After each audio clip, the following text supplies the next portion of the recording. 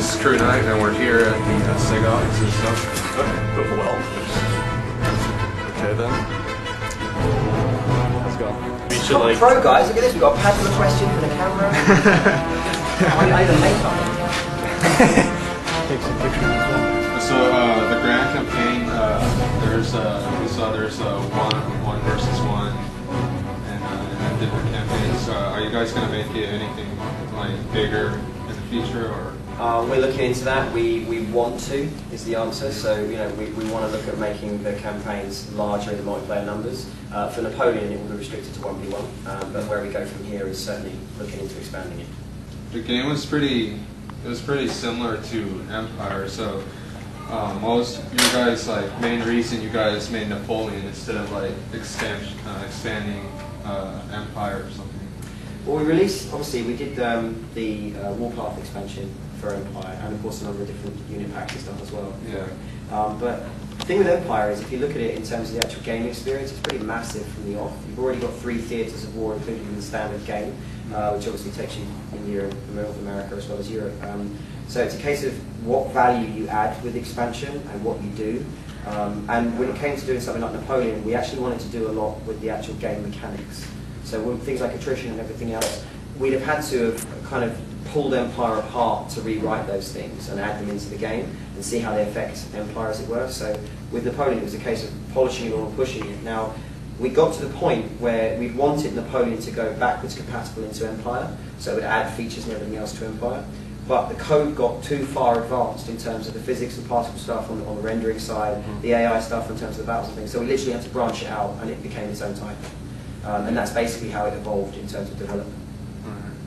So since you guys upgraded all those, then will the minimum specs be different?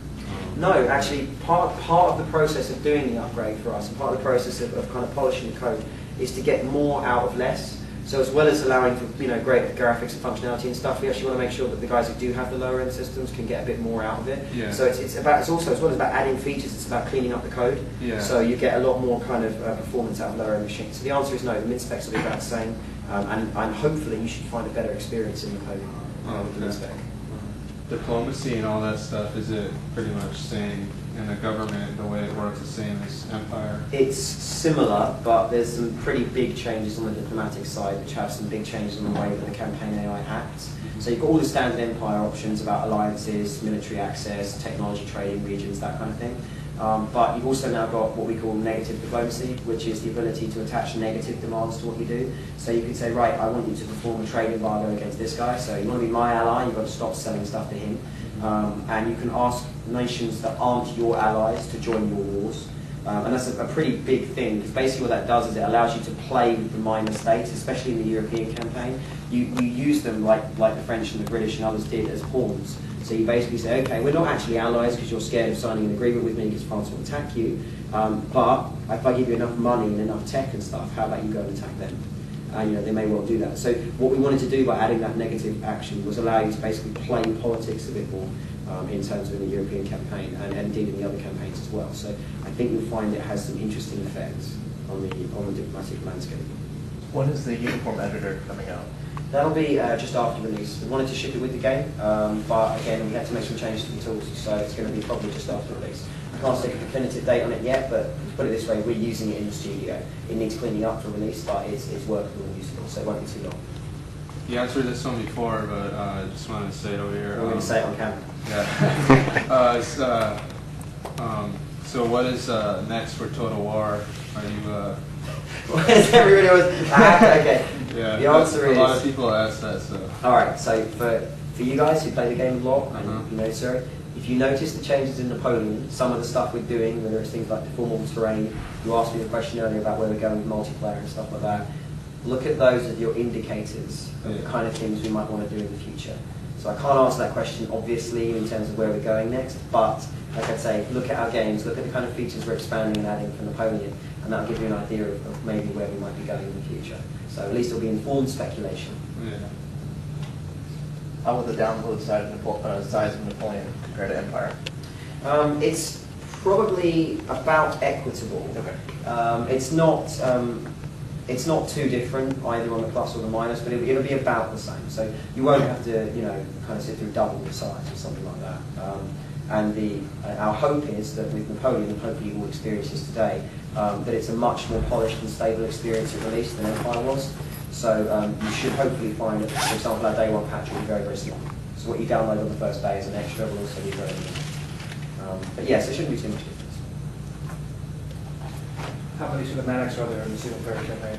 How many what, sir? Story progressions? Oh, story progressions. Well, you've got obviously 3 separate campaigns. Each of them have got major story arcs involved. So you've got, as we saw earlier on, you've got the kind of introduction, and each of those also has a conclusion, depending on what you do. There's a conclusion to each of the campaigns. Within the campaigns, there are story arc missions, and those things unlock special achievements for doing something as history was done, or indeed going further than history. A good example would be in the Egyptian campaign. If you succeed in the siege of Acre when Napoleon failed, you'll unlock an ahistorical reward in the sense of, you know, right, okay, I've done this, I'm doing better than Napoleon. So there are a number of story-based missions there. So the idea is that you can still do the Total War thing and play it entirely your way and, you know, do whatever the hell you want to achieve the overall objective, but there's a lot of other missions inside it if you want to carry on with the story. Why did you decide to do this? Good question. We wanted to make a story-based game. We wanted to do a game that focused on the figure. For those of you who've been with us for a while, you'll know we did Alexander for Rome. We've had a number of individuals in the games before, but we've never been able to tell a story. And you have to look for an individual that kind of fits the Total War franchise in the sense that they need to be involved with the destiny of a country and the destiny of the world. And there's about 4 different figures in history that pop to mind instantly that do that. You've obviously got Julius Caesar, you've got people like Alexander, you've got people like Napoleon, and probably a more latter example is Hitler. So of those that we've already covered and would want to cover, Napoleon is most definitely the guy. And of course, when we came off the end of Empire, we've done a lot of pre-research onto Napoleon. So he seemed like the kind of figure that we could really use to tell a story. And certainly, you know, there's a ton of source material available for it, so we're able to really research the period and, you know, make sure we get things as close to accurate as we can.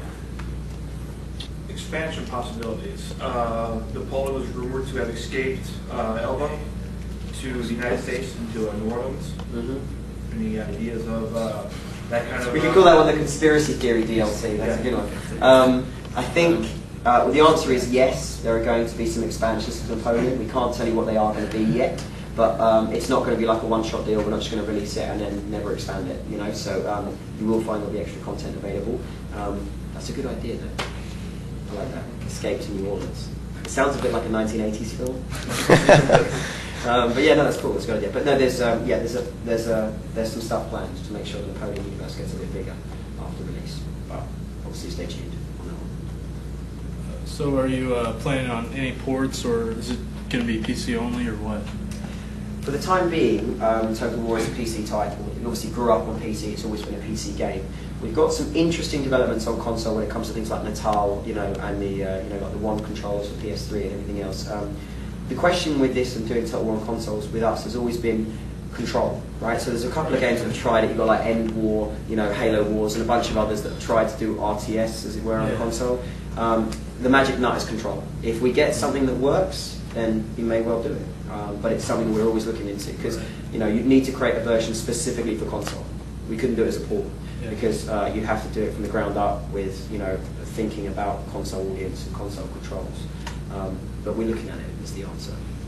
That's the big challenge. I'm sorry to interrupt, but I think that's the big challenge for consoles just in general, having to kind of grasp the RTS game. That's the one that hasn't really been able to bridge the console. It's interesting because do you remember when everyone used to say you couldn't do FPS on console? Yeah. And then GoldenEye happened on the N64. And it was like, oh, suddenly everyone's like, this is the way to play FPS games. And there will be that moment. There will be that moment in console gaming where someone does an RTS game and everyone goes, wait a minute, that's how you do it. Exactly. And that's the magic nut that we're always trying to crack. It's a case of if we do a strategy game on console, it has to be that moment. It has to be that one where everyone goes, oh God, why didn't I think that you just do, you know, whatever, or on the tower, something, you know? But there is a way of doing it which works. And when we find it, if we find it, then we'll do it.